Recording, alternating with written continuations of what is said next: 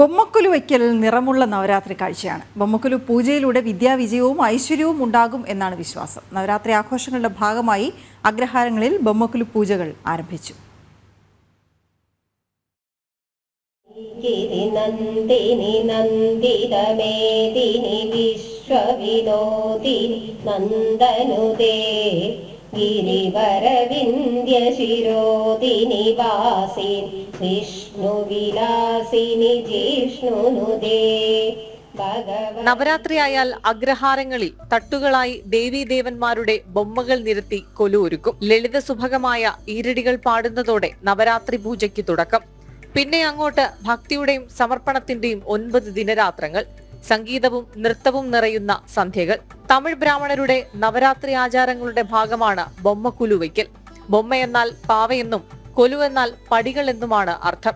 1, 3, 5, 9, 11 എന്ന മട്ടിൽ ഒറ്റ സംഖ്യയിൽ കൊലു എത്ര വേണമെങ്കിലും വലുതാക്കാം. കാലങ്ങളായി ബൊമ്മക്കൊലു ഒരുക്കുന്നതിന്റെ ഓർമ്മകൾ പങ്കുവയ്ക്കുകയാണ് നർത്തകിയായ ഡോക്ടർ ഗായത്രി സുബ്രഹ്മണ്യം.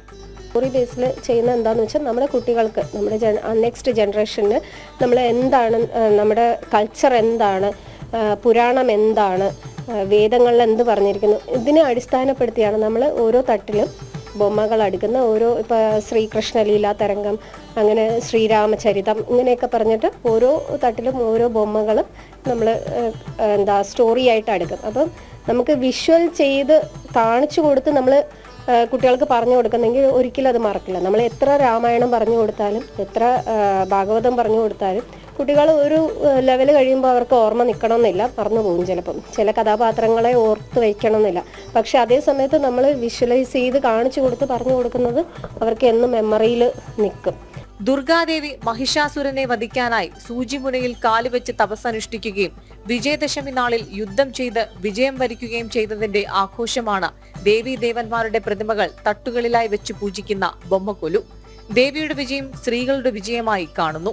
കർണാടകയിലും ആന്ധ്രയിലും പതിവുണ്ടെങ്കിലും തമിഴ് സംസ്കാരത്തിലാണിതിന് വേരോട്ടമേറെ. തമിഴ്നാടിനോട് കൈകോർത്ത് കിടക്കുന്നതിനാലാകാം കേരളത്തിലും ബൊമ്മക്കൊലു വയ്ക്കൽ നിറമുള്ള നവരാത്രി കാഴ്ചയാണ്.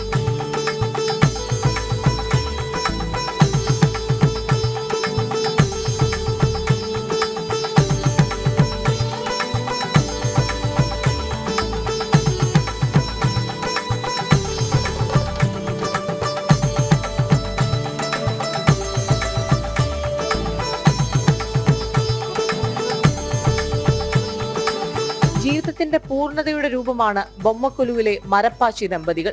ഔഷധ മരത്തിൽ കൊത്തിയുണ്ടാക്കിയ സ്ത്രീ പുരുഷ രൂപങ്ങളാണ് മരപ്പാച്ചി.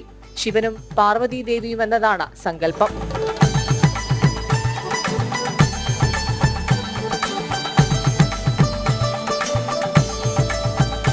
ബൊമ്മക്കൊലു കാണാൻ ബന്ധുക്കളെയും സുഹൃത്തുക്കളെയും ക്ഷണിക്കുന്ന പതിവുണ്ട്.